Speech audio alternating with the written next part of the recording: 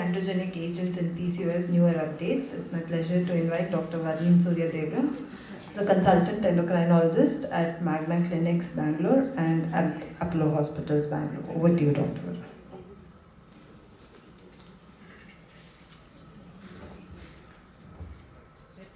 Good afternoon to you all. So the topic actually given is anti-androgenic agents in PCOS in terms of like new updates. So as such, there are no new drugs which are available in the market or something like that. What we are talking is in terms of the new evidence that we have, review of the evidence like that we have. So there had been a recent systematic review of all the anti-androgenic agents in the PCOS. The earlier study which was included in latest study which was included in that was 2018. So before going to those studies, if you see regarding in the morning, Dr. Harkumar has discussed the pathogenesis of PCOS in detail. The chicken and egg question, which is more important in terms of the hyperandrogenism versus the insulin resistance. So that has been discussed in detail. I would like to add 2 points in terms of recent updates. So there has been multiple animal studies and preclinical studies wherein increased exposure of androgens during the prenatal period has increased the chance of PCOS in animal studies. So definitely there is more to do with hyperandrogenism. It's not just the effect of insulin resistance and hypothalamic dysfunction. And in addition to the conventional androgens that we think of, so apart from the testosterone, there are also the increase in adrenal androgens like androstenedione, DHEAs. Apart from these androgens, there is also a role of newer androgens. Especially in CAH, we have seen there is a significant role of 11-keto testosterone and other 11-keto steroids. Even in PCOS, these novel androgens are upcoming in the sense there is some role of pathogenesis in these. So definitely addressing the hyperandrogenism is an important aspect of management of the patients with PCOS. So these are the anti-androgens that we commonly use. So I think the gynecologists more commonly use the cyprotrone, and if the patient gets referred to an endocrinologist, the anti-androgen that we are comfortable is spironolactone, since we use it for other indications also.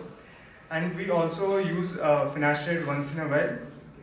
Flutamide is not being commonly used. I think bicalutamide, which is commonly used for prostate cancer management, is now upcoming. However, we have to see the adverse effects of bicalutamide definitely are there and concerning. So in terms of the systematic review that I have mentioned, so there has been an update of the PCOS guidelines last year, and this is the systematic review and meta-analysis conducted for the update of the guidelines. So all the studies only the studies which considered the PCOS population, use of anti-androgens in the PCOS population was considered, and various outcomes in terms of the hirsutism and also metabolic parameters have been seen. So they have basically they have compared the use of anti-androgens versus placebo, and in various combinations, in combination with only contraceptive pills or with metformin or both.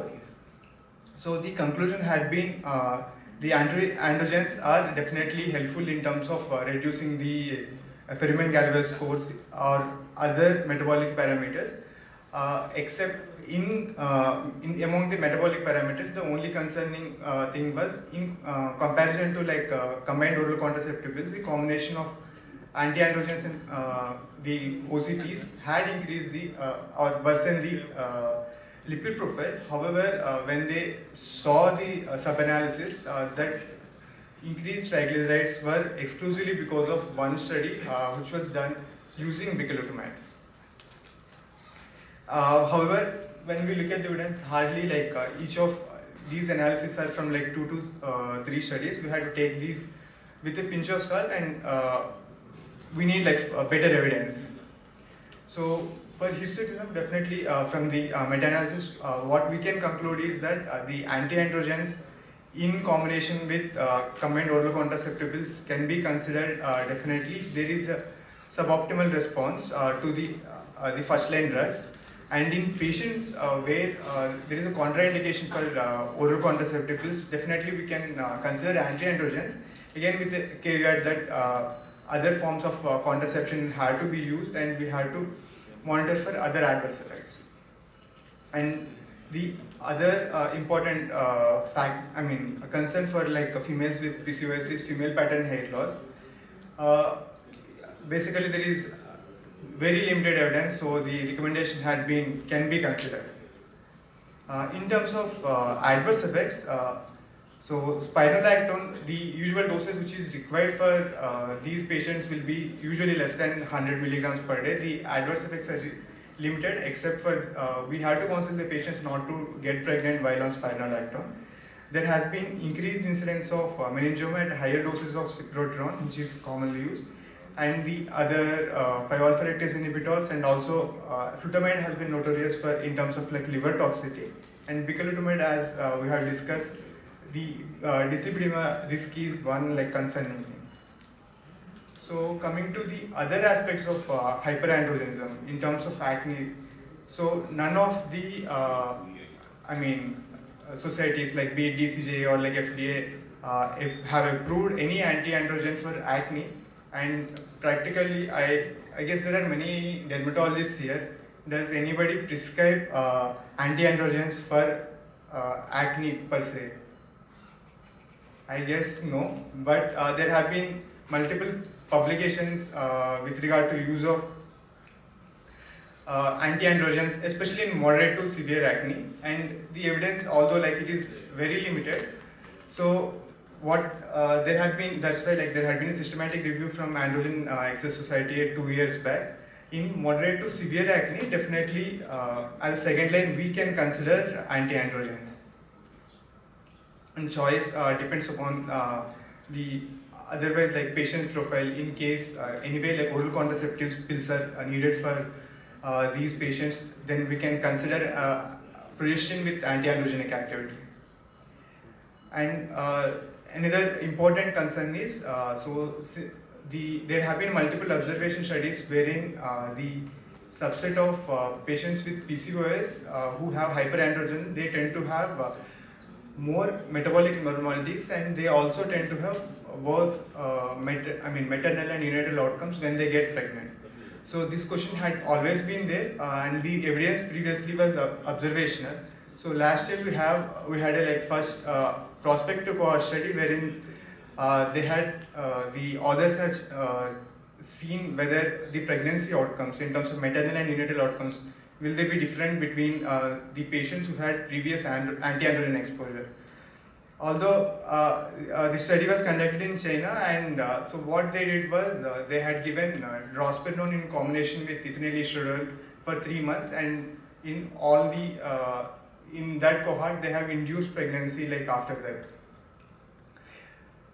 So the results were looking too good to be true. The incidence of be it like preterm pregnancy and all the maternal and neonatal complications were significantly lesser in the subset of patients who had previous anti-androgen. However, this is the first study. We had to see further literature whether this gets the results get reproduced in other ethnicities and also like in different cohorts on a larger scale. So we had discussed all the aspects of hyperandrogenism and like what's the current role in terms of future perspectives. So definitely there is larger role of hyperandrogenism in PCOS than what we are thinking.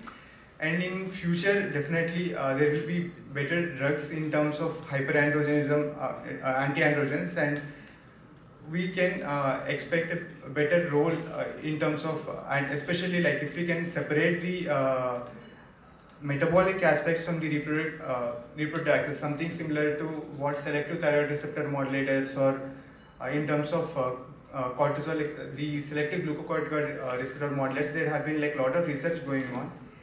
such kind of drugs will definitely come in future and may change the landscape of the therapeutic armamentarium that we are having. Thank you.